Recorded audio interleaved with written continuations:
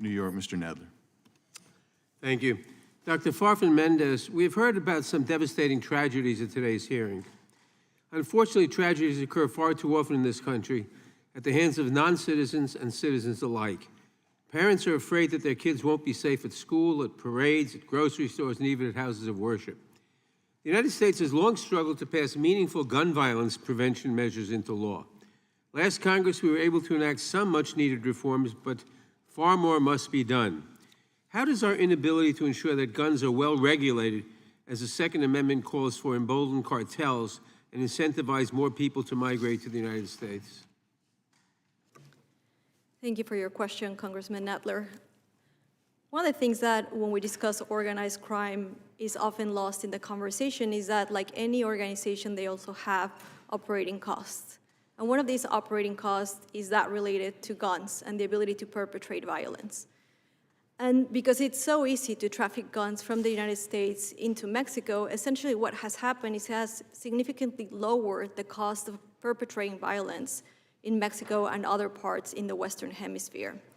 And what these criminal groups are able to do, because violence is an essential component of their activities, is issue very credible threats to people, meaning that I can convince you, because I have an arsenal to prove it, that either you comply with what I'm saying or there will be consequences.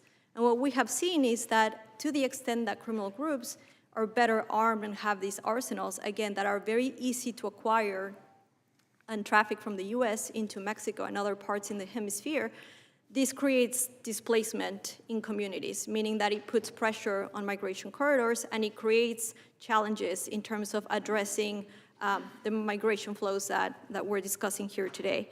And what I'm hearing today essentially is I think all of us in this room are interested in having the health and safety of our communities. And what I would say to you is that to the extent that this firearms trafficking is not addressed, it's going to be a root cause that is basically left unattended. And we will be asking questions where the answer is very clear.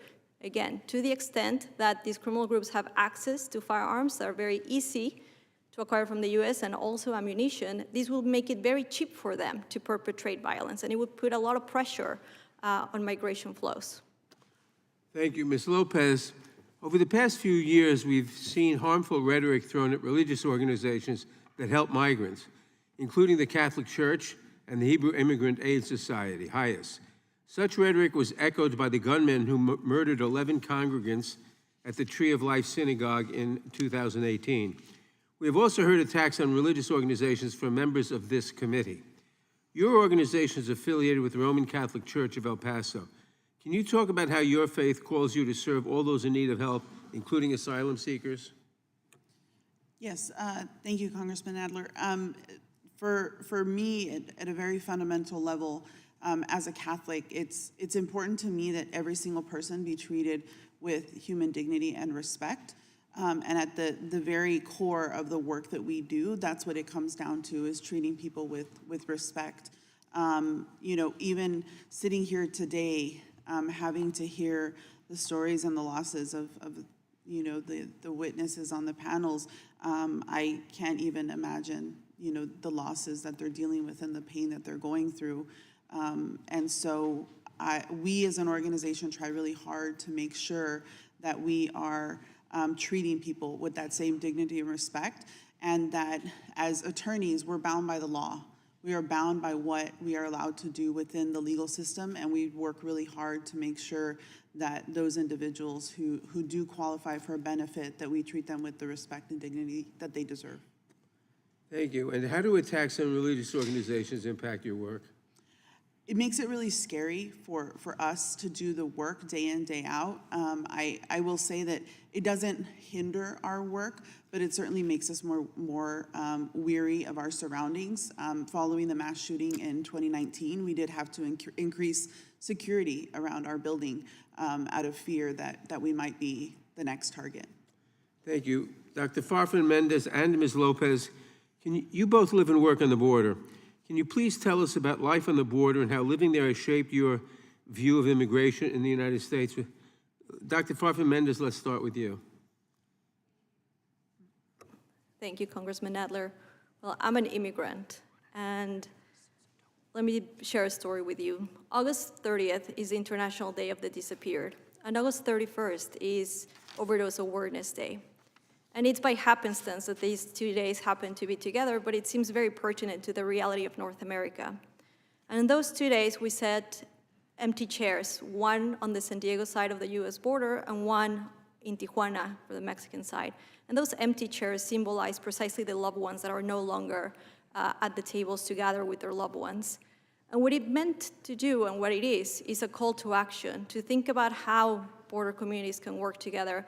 And what's interesting and pertinent to this hearing from this call to action at the border is that families on both sides came together to say these are shared tragedies and these are shared pains, and we should be thinking about how we can work together and have meaningful engagement to stop deaths on both sides of the border. And so I will let you with that story of pragmatism and hope, again, from the border in terms of how we can find a path forward. Ms. Lopez. I would say, for me, there's something really beautiful about being on the border. We have the opportunity to live a life that's quite complex, and in that, you know, we know what it's like to be in Mexico. We know what it's like to be in the United States. We have a sharing of culture, a sharing of language, a sharing of so much, and that it almost feels like one large community along the border. And there are the complexities of immigration and immigration matters along the border that, you know, I have family members that are unable to cross into the United States because they don't have immigration status. And so it's a complex life, but it's a very beautiful, beautiful, culturally rich place to live. Thank you. I yield back. Gentleman yields back. The gentleman from Texas is recognized. I thank the chair.